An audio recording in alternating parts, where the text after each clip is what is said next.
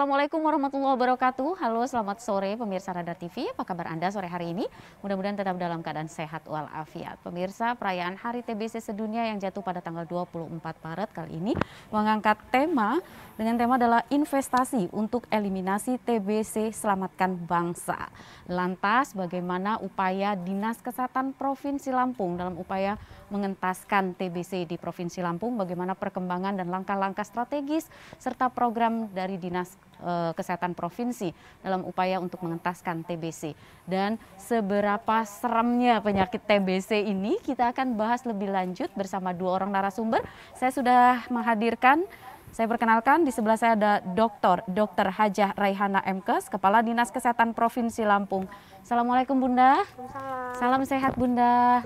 Oke, oh gini, salam sehat. Oke. Kemudian di sebelahnya ada Dr. Ahmad Ghazali SPP, dokter spesialis paru di Rumah Sakit Umum Daerah Abdul Muluk. Selamat sore dokter. Selamat sore. Salam sehat dokter. Oke pemirsa, tayangan ini juga dapat Anda akses live streaming di www.radartv.co.id, juga di semua sosial media Radar Lampung TV, baik YouTube maupun Facebook. Anda juga bisa bergabung bersama kami di line telepon di 0721 56 122. Tema kita adalah penanggulangan tuberkulosis atau TBC, upaya Dinas Kesehatan Provinsi Lampung dalam penanggulangan TBC. Oke, saya mungkin mau ke Dr. Ghazali dulu nih dok, sekedar mengingatkan lagi pemirsa, apa sih TBC itu, bagaimana kita mengenali gejala-gejalanya supaya pemirsa itu bisa waspada gitu, dan seserem apa sih TBC ini dok? Silakan dokter. Oke, jadi intinya TBC itu adalah suatu penyakit yang disebabkan oleh infeksi sewaktu bakteri yang namanya Mycobacterium tuberculosa. Nah, jadi intinya bakteri ini masuk ke dalam tubuh, kemudian dia menimbulkan penyakit di tubuh kita. Gejala-gejala apa yang bisa dirasakan? Kita bagi dua secara garis besar ya. Ada gejala pernapasan dan gejala sistemik kita sebutnya. Kalau gejala pernapasan itu pertama bisa batuk lebih dari 2 minggu. Jadi buat pemirsa yang mungkin batuk sudah lebih dari 2 minggu, boleh tuh kita curigai sebagai TB. Segera periksakan ke dokter. Yang kedua, ciri khasnya adalah batuk darah. Yang ketiga, bisa terjadi sesak napas. Dan yang keempat, yang mungkin tidak terlalu khas, adalah nyeri dada yang bisa muncul. Itu gejala pernapasannya. Kemudian ada kita sebut gejala sistemik. Gejala sistemiknya bisa terdiri dari demam yang hilang timbul. Demamnya mungkin nggak terlalu tinggi. Kemudian yang kedua, berat badan yang turun. Bisa drastis, bahkan 5 kilo sampai 10 kilo mungkin dalam 2 minggu atau 1 bulan. Dan yang terakhir, keringat malam. Jadi dalam keringat malam itu bukan berarti gerah ya. Jadi pada cuaca yang relatif sebenarnya tidak panas, tapi pasien berkeringat. Itu ciri khas dari TB, gejala-gejalanya. Seperti itu kira-kira. Nah, ada jenisnya ya dok ya, ada TBC paru gitu, ada TBC yang lain begitu dokter? Oke. Jadi intinya pintu masuk kuman TBC itu selalu melalui paru. Jadi bagaimana cara penularannya? Misalkan ada orang lagi sakit TBC, batuk, kumannya terbang, kemudian tidak sengaja terhisap oleh kita, masuk ke dalam paru-paru kita. Nah, kalau dia membuat rumah di paru, maka disebut dengan TBC paru. Tapi bisa juga TBC ini kemudian masuk ke dalam aliran darah, kemudian dia mencari rumah di tempat yang lain. Kalau dia bikin di pembuluh darah namanya TB miliar, dia bisa masuk ke otak jadi TB otak, dia masuk ke tulang jadi TB tulang, atau dia juga bisa masuk ke kelenjar, ke saluran limfa, dan kemudian dia bikin rumah di kelenjar jadi namanya TB kelenjar. Jadi TB sebenarnya bisa di semua tuh, TB ginjal, TB payudara, TB rahim, TB kulit, semua bisa. Semua bisa menyerang. Walaupun pintu masuknya selalu melalui paru. Oke, Gitu. nah ada Jadi istilah TB laten ya, TB laten. Nah ini apa nih dok? Kalau TB laten itu intinya gini, jadi pada saat kuman TB masuk ke dalam tubuh kita, itu ada 3 proses yang mungkin terjadi. Proses yang pertama, apabila daya tahan tubuh kita kuat, maka pada saat kumannya masuk akan langsung dieliminasi oleh daya tahan tubuh kita, sehingga kumannya mati total. Itu yang pertama. Kemudian hal kedua yang mungkin terjadi adalah kuman masuk ke dalam tubuh kita, tapi daya tahan tubuh kita tidak cukup untuk sampai membunuh, sehingga hanya kuat untuk memenjarakan kuman TB-nya, sehingga kuman TB-nya terpenjara, dia tidur, dia tidak berkembang biak, dia tidak membuat penyakit, tapi dia juga tidak bisa dibunuh oleh obat. Itu yang dinamakan dengan TB laten atau TB dalam kondisi tidur lah. Dia tidak menimbulkan masalah. Dan yang ketiga yang kemungkinan terjadi adalah kumannya masuk ke dalam tubuh kita, imun kita tidak cukup kuat untuk membunuh atau memenjarakan, sehingga kumannya berhasil berkembang biak, dan itulah yang berkembang menjadi penyakit. Nah, TB laten adalah TB dalam posisi di mana kumannya masuk, terpenjara, tidak membuat masalah untuk si penderita, tapi itu juga tidak bisa diobati, tidak bisa dieliminasi. Jadi biasanya TB laten ya diam begitu aja. Artinya Gitu. siapa saja bisa terkena TBC, Dok? Yes, bisa. Bukan karena faktor genetik atau apa? Iya. Faktor lain bukan? Nggak pilih-pilih. Ini penularan. Sifatnya penyakit infeksi itu kan adalah ditularkan. Jadi bisa ya sama kayak COVID lah. Kalau COVID kan bentuknya virus, kalau TBC bentuknya bakteri. Jadi siapapun bisa terkena TBC. Bisa Itulah yang tertular harus TBC. diwaspadai ya, Dok ya. Ya. Nah, oke. Benar-benar mengancam berarti ya, Dok ya. Emang harus tetap waspada. Oke, Bunda. Nah, artinya seserem itu deh, Dok. Setelah diulas tadi memang serem banget dan itu memang harus ada langkah-langkah pencegahannya. Sampai pemerintah tuh serius banget ya untuk melakukan upaya pencegahan ini. Bagaimana perkembangannya di Provinsi Lampung, Bunda, terkait TBC ini? Iya, data yang ada di kami di seluruh Lampung ini penderitanya ada sekitar 29.000 berapa gitu ya. Nah, ini yang masalah sekarang adalah active case finding. Bagaimana cara kita menemukan penderita TBC itu yang saat ini baru 41% yang ditemukan. Seperti kata Dr. Gozali tadi, ya jadi kalau kita minta juga volunteer nih dari masyarakat, seandainya ada yang batuk-batuk udah lebih dari 2 minggu, ya datanglah ke puskesmas bisa untuk dicek dahaknya pagi hari, sputumnya, biar untuk dilihat apakah ada bakterium TBC di dalam atau bakteri tahan asamnya di dahak tersebut. Nah, jadi salah satu cara yang kita lakukan itu saat ini adalah memang yang pertama bagaimana kita men-screening untuk penderita TB ini, ya terutama misalnya di tempat-tempat yang masyarakat umum, terutama kita di lapas ya, di pondok pesantren atau di tempat-tempat umum lainnya, dan kalau bisa dia berintegrasi dengan program kesehatan yang lain. Contoh ada pos bindu, ya pos bindu itu adalah untuk mendeteksi PTM, penyakit tidak menular, tapi kita sekalian screening untuk TBC-nya. Ada gerai COVID, kalau bisa kita juga screening untuk TBC-nya, itu salah satu. Terus yang kedua, kita juga harus tidak boleh mengabaikan orang serumah dengan penderita TBC. Jadi dalam terapinya. Ya, jadi seandainya yang penderita TBC di rumah itu yang positif hanya 1 orang, tapi yang lainnya negatif, itu tetap harus diberi juga pengobatannya, Dok ya. Betul. Pengobatan isoniazid atau NHAS selama 6 bulan saja. Jadi untuk memprotek juga daripada ya serumah. Nah, yang ketiga yang kita harapkan adalah kerjasama semua lintas sektor, baik dari pemerintah, swasta, ya. Terus sudah kita melibatkan pasien ke swasta ya, yang kita kenal dengan distrik public private mix. Jadi harus bersama-sama untuk kita mencari penderita yang baru. Karena kalau di Provinsi Lampung, kita yang sulit itu adalah active case finding. Kita menemukan penderita baru, sangat sulit ya.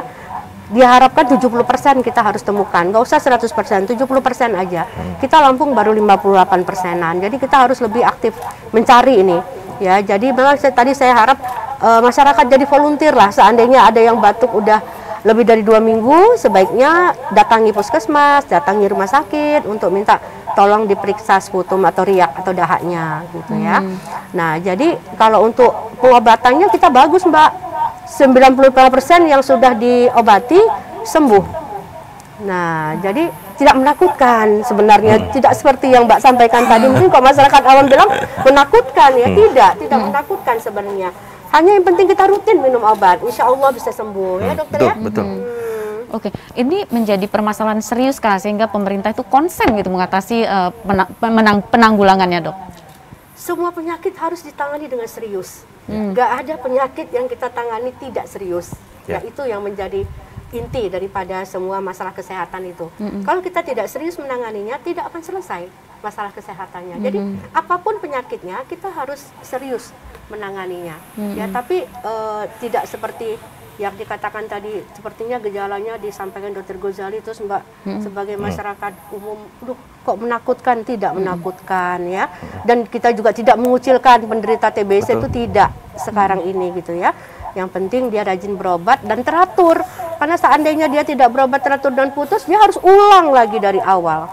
Nah, berapa biaya yang harus dikeluarkan juga oleh pemerintah, secara pribadi juga mungkin banyak biaya. Dampak yang ditakutkan itu dampak ekonominya, Mbak. Ya, dampak ekonomi saat ada penderita TB itu mungkin karena dia sakit tidak bekerja, pasti berpengaruh pada ekonomi keluarga. Ya, disinilah peran pemerintah hadir untuk selalu mengingatkan bagi para penderita TB tadi ya. Oke, saya balik lagi ke Dokter Ghazali lagi, Dok. Ini dalam meskipun sudah menjalani pengobatan yang cukup panjang gitu, bisa sembuh nggak sih sebenarnya pertanyaannya? Nah itu dia, jadi kembali seperti kata Bunda tadi, memang kalau kata Mbak tadi kan memang penyakit ini menakutkan. Sebetulnya ini akan menakutkan kalau tidak diterapi. Sebenarnya basically semua penyakit akan seperti itu ya. Tapi intinya kalau pada TB, sebenarnya TB itu termasuk penyakit yang relatif mudah untuk diobati. Hanya butuh kesabaran aja, karena pengobatannya memang agak relatif lebih lama, sampai 6 bulan.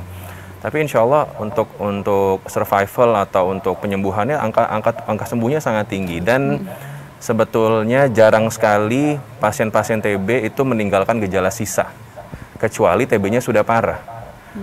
Gimana TB-nya sudah parah? Gejala dibiarkan dalam waktu yang lama.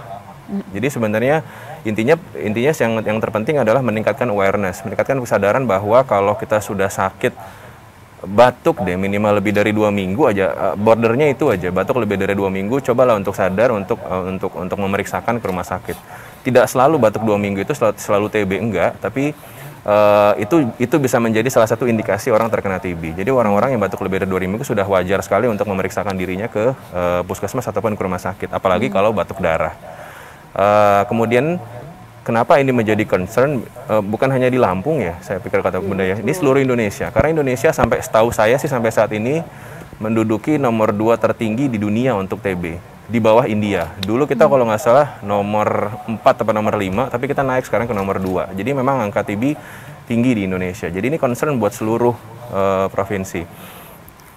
Dan sekarang kalau dulu tuh memang image-nya mungkin TB itu kan terkesannya buat orang-orang yang mungkin kotor ya, rumah kotor dan lain-lain, ekonomi yang mungkin begini-begini menengah ke bawah dan lain-lain. Tapi yang perlu diketahui adalah bahwa sekarang TBC itu salah satu faktor resiko orang mudah terkena TBC, salah satu penyakitnya adalah diabetes. Sedangkan orang diabetes itu kan bukan berasal dari kalangan menengah ke bawah saja. Banyak sekali orang-orang yang kalangan menengah ke atas pun yang terkena diabetes itu banyak sekali. Jadi sebenarnya pada dasarnya begini. Saya dulu sebelum zaman COVID, setiap hari saya ketemu pasien TB. Saya dulu nggak pakai masker, walaupun pasien TB. Saya yakin pernah ada kuman yang masuk ke dalam, atau bakteri TB yang pernah masuk ke dalam paru saya. Tapi memang alhamdulillah karena daya tahan tubuh saya baik, jadi kumannya tereliminasi dari tubuh saya. Kenapa orang-orang mudah tertular? Salah satunya adalah karena misalkan orang punya diabetes. Gitu. Jadi banyak pasien-pasien saya juga yang datang, dia tidak tahu kalau dia diabetes. Jadi datangnya dengan TB, datangnya dengan batuk darah, datangnya dengan berat badan turun dan lain-lain. Setelah diperiksa ternyata baru tahu dia diabetes, gulanya ternyata 500. Jadi sebenarnya TB itu bisa juga menjadi salah satu pertanda bahwa ada penyakit lain loh yang sekarang yang sebenarnya TB ini hanya penyakit komorbidnya, tetapi ternyata ada penyakit dasar yang mungkin tidak diketahui sebelumnya. Jadi memang sebenarnya penting sekali untuk awareness-nya. Memang PR-nya pemerintah itu karena kadang-kadang awareness masyarakatnya yang belum terbangun secara baik untuk memeriksakan kesehatannya. Intinya sih begitu. Baik, oke. Balik lagi ke Bunda nih Bun, terkait perayaan Hari TB sedunia. Nah, artinya di sini peran pemerintah tadi kata dokter gimana nyambungnya nih Bunda, meningkatkan kesadaran masyarakat terhadap TB ini sendiri. Iya, oleh karena itu setiap hari ada namanya momentum perayaan. Sebenarnya momentum itu misalnya seperti hari TB ini kan tanggal 24 Maret ya. Nah itu momentum untuk kita mengingatkan baik pemerintah, swasta, ya juga ada pihak-pihak lain ya harus ingat bahwa 24 Maret itu adalah hari TB sedunia. Jadi bagaimana kita bergerak bersama-sama. Ya karena kesehatan nggak bisa menyelesaikan masalah kesehatan secara sendiri. Perlu dibantu oleh lintas sektor. Tidak hanya TBC, stunting dan lain-lain, semua itu perlu lintas sektor terkait. Jadi momentum hari peringatan itu kita buat untuk mengingatkan semua, baik pemerintah, swasta, ya organisasi-organisasi, untuk bergerak bersama-sama untuk mengingatkan masyarakat bahwa kita harus aware tadi kata dokter terhadap penyakit TBC, minimal yang batuk lebih dari 2 minggu ya jadi sukarela, volunteer gitu loh untuk berani memeriksakan riaknya misalnya ke puskesmas atau ke rumah sakit. Jadi sebenarnya peringatan itu adalah bukan hanya perayaan saja, tapi momentum untuk kita melakukan inovasi-inovasi, kita melakukan juga suatu hal yang untuk mengingatkan masyarakat ya dengan seminar, dengan kita mungkin ini seperti ini hari ini kami juga mengajak masyarakat untuk mengingat bahwa ada momentum Hari TB sedunia itu tanggal 24 Maret 2022. Jadi bukan hanya sekedar kampanye biasa, tapi paling tidak kesadaran individu. Yuk tingkatin daya tahan tubuh deh gitu. Yang sehat meningkatkan daya tahan tubuh, bagaimana pencegahannya, melakukan upaya-upaya pencegahan seperti itu ya. Nah mungkin ke Dokter Ghazali nih, apa sih yang perlu kita lakukan sebagai individu, sebagai masyarakat yang sehat nih, supaya nggak terpapar, supaya nggak tertular dari TB ini? Apa yang bisa dilakukan? Sebenarnya budaya itu sudah kita mulai semenjak COVID ya. Jadi sebenarnya dengan datangnya COVID ini semua orang pakai masker, semua orang membudayakan untuk cuci tangan, itu sebenarnya budaya yang baik ya Pak. Jadi memang sebenarnya pada saat kemarin pandemi sebenarnya ya, itu pasien-pasien TB kami agak berkurang jujur aja. Secara otomatis loh itu, karena memang karena semua orang lebih bersih, orang pakai masker. Dan lagi yang orang harus juga paham adalah etika batuk.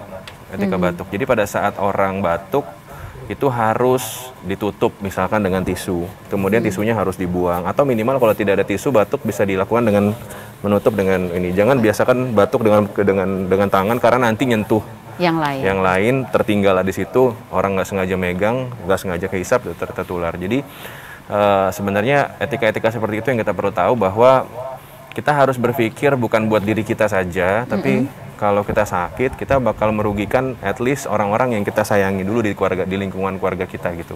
Jadi itu yang harus disadari. Paling nggak itu dulu yang kita lakukan ya Dok ya. Nanti kita lanjut lagi, pemirsa, tetaplah bersama kami. Halo Lampung akan kembali usai jeda pariwara berikut ini.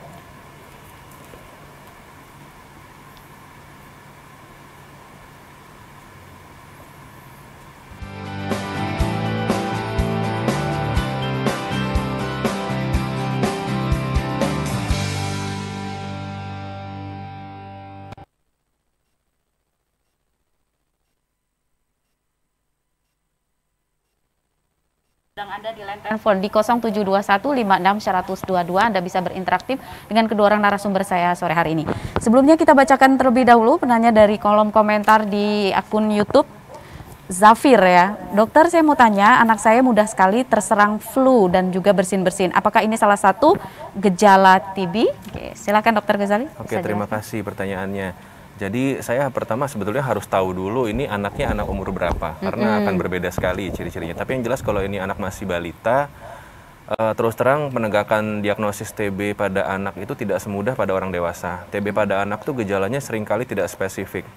Banyak anak yang tertular TB tidak batuk sama sekali. Justru kalau pada anak, gejala yang paling khas itu adalah berat badan yang sulit naik. Jadi berat badannya stagnan segitu-segitu aja, atau bahkan turun. Tapi bisa juga salah satu ciri-cirinya yaitu gampang mudah sakit, baik itu entah batuk entah pilek ya. Nah, tapi ini perlu pemeriksaan lebih lanjut. Kenapa? Karena sering batuk pilek pada anak itu juga bisa disebabkan oleh karena alergi. Jadi tidak semudah itu untuk menegakkan diagnosis TB pada anak. Bahkan TB pada anak itu ada semacam kuesioner sendiri untuk. Jadi kalau pada dewasa tuh mudah sekali lah, ada batuk. Biasanya di ronsennya terlihat ada semacam kayak bercak di bagian paru atasnya, kemudian dicek dahak, misalkan dahaknya positif, selesai urusan. Tapi kalau pada anak, nggak bisa anak diminta dahaknya. Anak tuh tidak punya refleks untuk mengeluarkan dahak, biasanya dahak pasti ditelan. Kemudian di ronsennya pun seringkali tidak ditemukan apa-apa, normal. Paling kalau yang khas itu bisa ditemukan, jadi ada daerah kelenjar namanya hilus di daerah ronsen itu yang agak menebal. Menebalnya pun sifatnya subjektif. Ada dokter yang bilang menebal, satu dokter bilang menebal, satu dokter mungkin tidak bilang menebal. Jadi harus dilengkapi dengan kriteria-kriteria yang lain. Misalkan ada riwayat kontak dengan penderita TB langsung. Kemudian yang kedua, dia berat badannya tidak naik. Kemudian ketiga, ada demam yang hilang timbul. Dia ada kuesioner sendiri. Jadi kalau kuesionernya memenuhi ini skor tertentu, baru nanti anak tuh dianggap didiagnosis sebagai TB dan masuk obat TB-nya. Yang jelas penegakan TB tidak. Ada tes mantuknya juga atau tes IGRA. Nanti baru ditegakkan diagnosis TB anak, baru diberikan obat. Yang jelas sebaiknya langsung diperiksa segera ke dokter. Intinya karena penegakan diagnosis TB pada anak itu tidak mudah, gitu. Tapi setahu saya sih, sepengalaman saya selama ini, kalau berat badannya trennya masih naik, insya Allah enggak. Aman ya. Oke, itu tadi penjelasannya ya Pak Zafir. Penelpon berikutnya silakan di 0721561022. Oke, saya ke Bunda dulu nih Bunda. Tema yang diangkat pada perayaan Hari TB sedunia kali ini adalah investasi untuk eliminasi TBC, selamatkan bangsa. Apa sesungguhnya makna dari tema ini? Investasi. Apa nih? Kenapa ada investasi di sini, Bun? Iya, kalau investasi kita sampaikan itu sebagai aset ya sebenarnya. Ya, investasi itu kenapa dikatakan investasi untuk eliminasi TB? Ya, jadi yang harus kita kejar sekarang bagaimana caranya TB itu bisa dilakukan eliminasi, dalam arti kasusnya ditekan sampai serendah mungkin, tidak menimbulkan gejala untuk masalah kesehatan, ya. Dan kita sekarang harus mengejar 65 per 100.000 penduduk dari TB tersebut. Nah, jadi dengan kita melakukan investasi atau aset kita dengan mengeliminasi TB, itu kita bisa selamatkan bangsa kita, gitu. Nah, jadi kita sekarang kejar eliminasi TB itu diharapkan di 2030 nanti ya. Jadi kita masih punya waktu berapa lama lagi untuk kita melakukan eliminasi, menekan angka kejadian TBC itu serendah mungkin agar tidak menimbulkan masalah kesehatan. 7 tahun lagi nih Bun ya? Ya, harus bekerja, makanya harus kerja lintas sektor bersama-sama. Kalau kesehatan sendiri nggak akan mampu. Optimis nggak Bun bisa tercapai ini target? Insya Allah ya Dok ya. Insya Allah bisa tercapai gitu ya. Asal semua punya fungsi dan tugasnya itu harus sadar. Masyarakat juga harus aware gitu loh. Jadi jangan kita saja yang menghayo-hayo, tapi masyarakatnya mungkin menganggap nggak ada masalah. Nah itu juga nggak akan selesai. Dan dianggap serius banget TB ini oleh Pak Presiden karena punya perpres sendiri loh untuk TB ini, yaitu Perpres 67 tahun 2021 itu tentang pencegahan TBC. Berarti begitu seriusnya Presiden Republik Indonesia ini masalah TBC gitu ya, sampai mengeluarkan perpres. Iya. Karena itu tadi berdampak kepada ekonomi sangat besar gitu untuk penyakit TBC ini gitu. Baik. Ya. Jadi memang semua harus ikut berperan dalam upaya pencegahan ini, dalam mewujudkan target di 2030 itu nanti. Nah kalau Lampung nih cita-citanya bebas dari TB, mungkin nggak nih Bun? Ya harus bisa, harus bercita-cita, kita harus bermimpi. Ya katanya kalau kita ingin berhasil kita harus punya mimpi. Ya mimpi kita mudah-mudahan sebelum 2030 kita sudah bisa. Amin. Indonesia kan 2030. Harapkan provinsi-provinsi itu di bawah 2030 gitu. Mudah-mudahan dengan kerjasama yang baik antara pemerintah, swasta, lembaga donor. Kita kan ada lembaga donor juga dari luar negeri ya, Global Fund yang membantu untuk menyelesaikan masalah TBC ini. Oke, jadi semua harus berperan. Oke. Nah, sekarang saya ke Dokter Ghazali lagi nih, ngikutin tren perkembangannya dari tahun ke tahun untuk di Lampung, bagaimana jumlah pasien ataupun kasus TBC ini, Dok? Kalau untuk mengikuti tren ya, saya sih nggak mengikuti data angka ya, tapi saya melihat pasien yang saya hadapi, ya trennya sih relatif naik turun ya, cuman nggak yang terus meningkat gitu sih nggak. Terutama saya bilang tadi, karena sekarang sudah kebetulan ada pandemi. Sebentar Dok, saya cut dulu sebentar, sudah ada penelpon yang terhubung. Halo, selamat sore. Selamat sore. Halo. Iya, halo. Iya, lebih keras suaranya Pak. Udah jelas Mbak. Kecil banget suaranya, nggak dengar. Lebih keras suaranya Pak. Udah kencang ini Mbak. Udah kencang. Keluarin lagi Pak. Gimana pertanyaannya Pak? Udah. Masih sakit batuk ini Mbak. Waduh, masih sakit batuk. Silakan Pak. Saya Asadul, tinggal di Lampung Tengah. Asadul. Iya, jadi beberapa hari yang lalu saya batuk-batuk nggak sembuh-sembuh, langsung saya ke puskes. Begitu di hasil periksa dahak, katanya saya positif TB. Terus? Nah, jadi barusan 3 hari ini saya konsumsi obat, itu entah efek obatnya atau bagaimana, itu bisa disiasati nggak efek obatnya, Pak Dokter? Ada lagi Pak? Saya konsumsi, udah itu aja cukup Mbak. Makasih ya. Makasih sama-sama. Dokter Ghazali ini konsul kayaknya, ini bukan layanan konsul. Nggak apa-apa ya Bun, silakan dok. Oke, jadi gini, biasanya saya selalu memberikan edukasi kepada pasien untuk yang baru minum obat TB ya. Yang pertama, jangan heran kalau misalkan dalam 10 hari pertama biasanya perut agak rasa tidak nyaman, agak rasa mual. Saya bilangnya perutnya lagi kenalan sama obatnya atau adaptasi lah sama obatnya. Nah, jadi kalau ada rasa mual-mual atau mungkin bahkan sekali-sekali muntah itu masih wajar. Jika ada rasa-rasa seperti itu boleh di-cover dengan obat-obatan lambung. Ya misalkan golongan ranitidin atau lansoprazol dan lain-lain ya. Tapi kalau itu kan kalau sebelum 10 hari ya, tapi jika sudah lewat 10 hari tiba-tiba muncul muntah-muntah yang hebat, maka segera periksakan diri ke dokter karena bisa jadi liver pasien tidak kuat untuk menghandle obatnya. Nah, salah satu gejala yang muncul apabila liver tidak kuat dengan obat itu dia mual muntah yang hebat. Itu yang pertama. Yang kedua, jangan heran kalau nanti buang air kecilnya berubah jadi warna merah. Itu pengaruh dari obat. Yang ketiga, kalau ada gatal-gatal hebat setelah minum obat segera periksakan diri ke dokter karena itu bisa berarti pasien alergi dengan obatnya. Jadi kalau untuk bapak atau si pasien bapak tadi ya, bapak yang tadi Asadul. ya, Pak Asadul, kalau misalkan memang ada rasa-rasa yang dirasakan, misalkan perutnya tidak nyaman, coba bisa di-cover dengan obat-obatan lambung. Kemudian kalau misalkan ada gatal-gatal, sementara bisa di-cover dulu dengan obat-obatan gatal. Coba konsultasi dengan dokternya untuk itu. Tapi saya harapkan kalau masih dalam 3 hari pertama itu wajar Pak. Ada rasa badan agak kacau itu wajar. Nanti biasanya badan akan terasa sangat-sangat nyaman itu di bulan ketiga, bulan keempat pengobatan. Itu rasa-rasanya nyaman sekali badan. Tapi disitulah biasanya muncul godaan untuk berhenti berobat. Karena rasa-rasanya badan kok udah sehat, ngapain lagi saya minum obat. Nah itu nggak boleh. Karena kuman, percayalah kalau sebelum 6 bulan itu kuman belum mati total, bakterinya belum mati total. Jadi berhenti di tengah-tengah situ, resikonya kumannya akan berubah, tapi berubahnya akan menjadi lebih ganas. Yang biasa kita sebut dengan MDR atau kuman yang kebal dengan obat-obatan yang biasa. Kalau kumannya sudah kebal, pengobatannya lebih repot, bisa sampai 2 tahun, suntik pantat tiap hari kanan kiri sampai 8 bulan, obat yang diminum bisa sampai 10-12 biji dan ya bisa dibayangkan lah. Oh ya ampun. Jadi jangan berhenti walaupun rasanya badan sudah nyaman sebelum dokternya bilang berhenti. Baik, begitu ya Pak Asadul ya.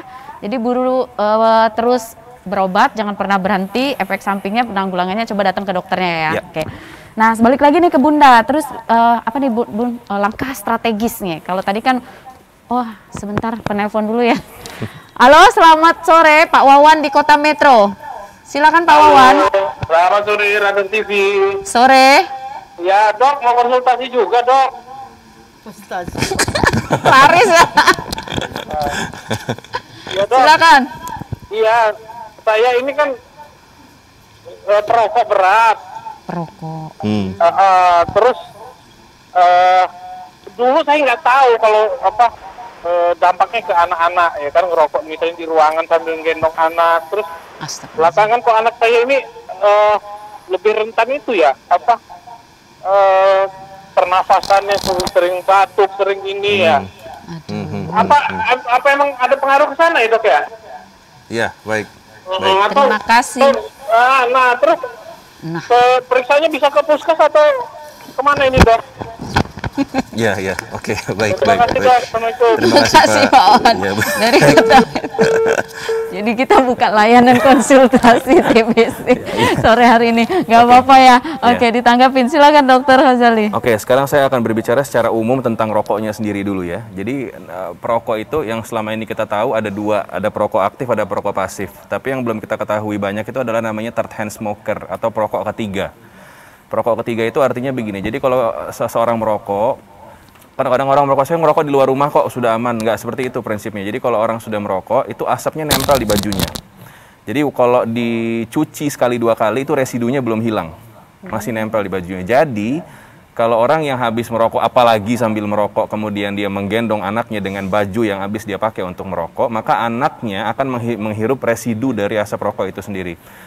Kalau anaknya itu pernapasannya sensitif, misalkan punya alergi di saluran napasnya atau biasanya kita sebut bakat asma ya, bakat asma di anaknya, maka anak akan mudah sekali untuk, misalkan dia bakat asma, dia akan mudah sekali untuk batuk, dia akan mudah sekali untuk sesak.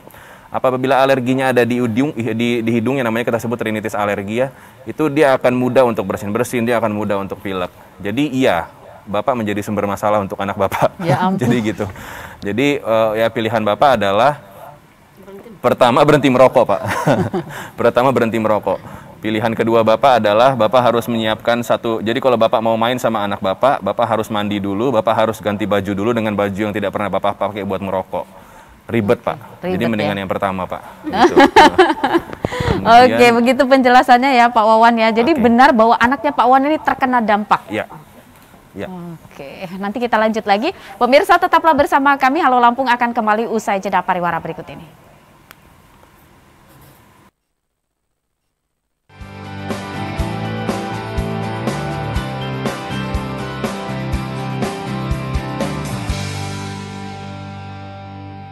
Ya pemirsa, terima kasih Anda kembali bergabung bersama kami. Saya kembali lagi nih ke Bunda-Bunda di perayaan ataupun peringatan Hari TB Sedunia ini. Apa sih harapan terbesar Dinas Kesehatan Provinsi Lampung dan bagaimana himbauan kepada masyarakat untuk ikut mengkampanyekan penanggulangan TB ini?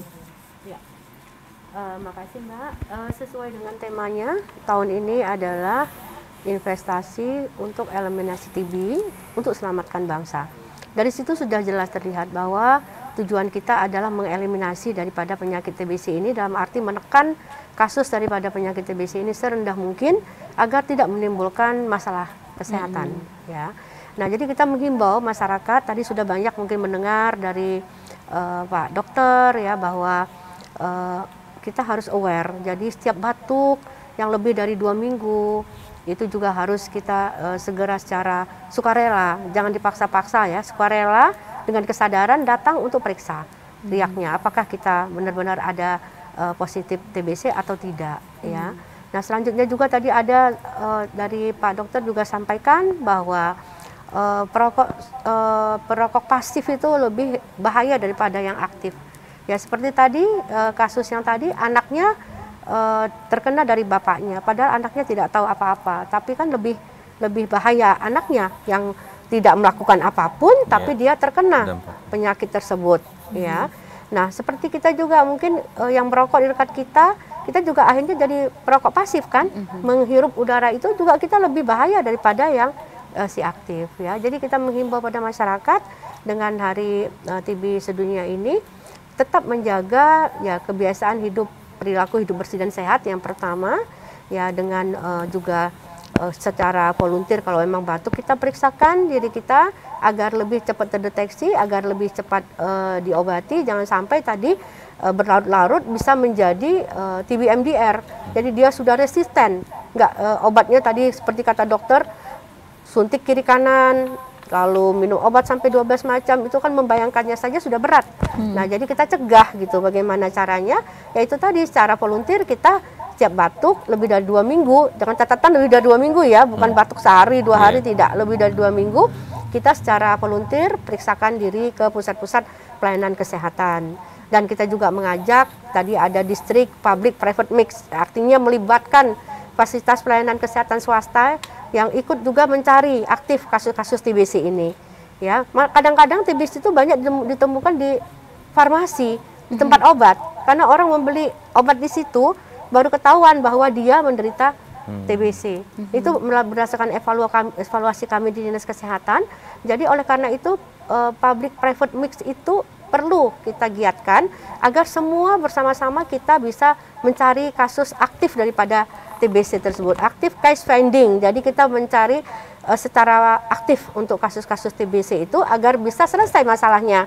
Ya kan kita masih punya waktu 7 tahun ini ya. Mudah-mudahan nanti sebelum 7 tahun Lampung sudah bisa melakukan eliminasi TBC, walaupun Indonesia 2030, mudah-mudahan kita tidak di 2030. Demikian Mbak. Oke, nah kalau dari Dr. Ghazali, terapi untuk pencegahan TBC ini, Dok? Oke, jadi dulu kita biasanya memberikan terapi pencegahan tuberkulosis atau kita singkat dengan TPT itu pada orang-orang yang kita anggap rentan.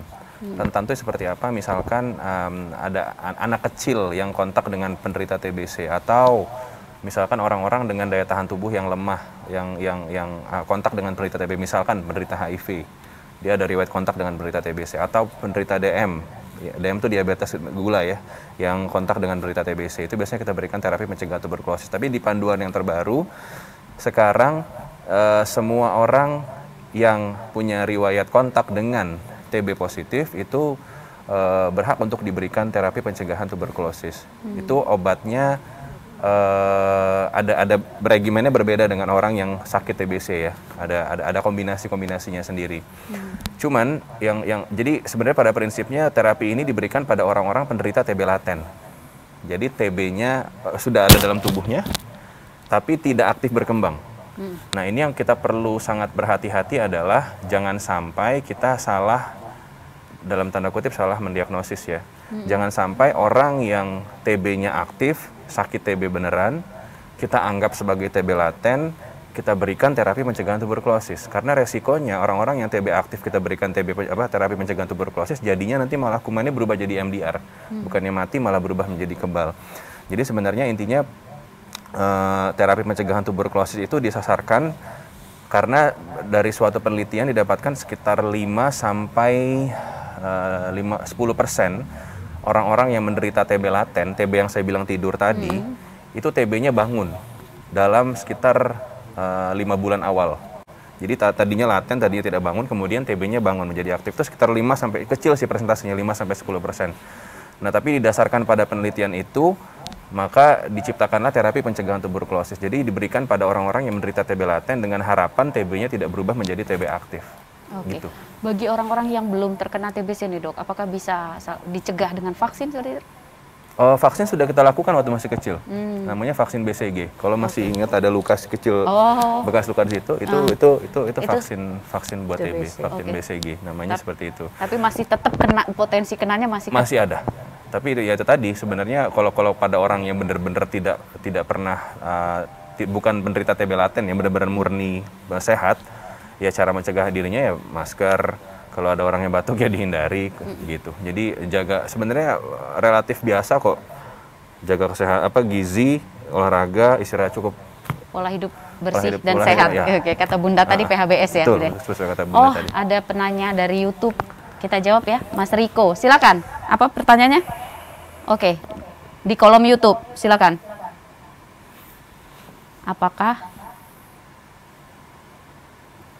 Apakah obat pencegahannya gratis? Oke, dok. Oke, dokter siapa nih mau jawab? Dokter Bunda apa dokter Ghazali nih? Apakah obat pencegahan TBC ini gratis? Kayaknya Bunda nih. Kayaknya nih. Silakan Bunda. Udah di puskesmas. Iya. Harus disediakan. Iya. Sementara ini di puskesmas disiapkan ya untuk obat program, namanya obat program TB. Bahkan kami juga kadang-kadang membagi ke rumah sakit. Ya, rumah-rumah sakit pemerintah kita bagi untuk obat-obat program TB namanya. Jadi untuk sementara ini alhamdulillah kalau ke puskesmas gratis. Apalagi kalau punya BPJS gratis semua. Gratis semua. Oke, begitu ya. Kayaknya kita akhiri ya. Pertanyaannya kita tutup, telepon juga kita tutup. Waktunya sudah habis nih. Terima kasih Bunda sudah hadir di sini. Dokter Ghazali juga sudah terima kasih. Sudah konsultasi, sudah buka layanan konsultasi di studio Radar TV. Oke, ada closing statement silakan dari Bunda, sedikit saja closing statement. Iya, kalau saya hanya minta kepada masyarakat tetap tadi aware dengan batuk yang lebih dari 2 minggu, silahkan menuju ke pusat pelayanan kesehatan ataupun rumah sakit untuk mengecek riaknya atau dahaknya atau sputum, apakah ada kuman TBC atau tidak. Ingat, lebih dari 2 minggu, batuk lebih dari 2 minggu, bukan di bawah 2 minggu. Oke. Kalau dari Dokter Ghazali sebagai closing statement? Baik, sesuai kata Bunda tadi, intinya memang meningkatkan kesadaran. Kesadarannya walaupun Anda tidak peduli dengan diri Anda sendiri, Anda harus peduli dengan orang-orang yang Anda sayangi. Jadi, Anda memeriksakan diri untuk pusat kesehatan, walaupun bukan untuk diri Anda, lakukan untuk orang-orang yang Anda sayangi. Dan yakinlah kalau kita memang berkolaborasi dengan baik, saya yakin kalau dari pemerintah sudah sangat menjemput bola, tapi kalau tidak dimulai dari diri kita sendiri, ini tidak akan berakhir. Jadi kita yakin kalau kita bisa bekerja sama, insya Allah TB bisa kita eliminasi. Baik, terima kasih dokter, terima kasih juga Bunda. Pemirsa, lagi-lagi kita ulas lagi, kita simpulkan lagi bahwasannya menerapkan PHBS, perilaku hidup bersih dan sehat. Kemudian mari kita jadi volunteer deteksi dini dari TBC, dan mari kita cegah TBC dengan peduli serta meningkatkan kesadaran terhadap TBC itu tadi. Terima kasih Anda sudah bersama kami. Saya Fitri Amalia mewakili kru yang bertugas undur diri. Selamat sore, sampai jumpa dan wassalamualaikum warahmatullahi wabarakatuh. Waalaikumsalam. Terima kasih Bunda.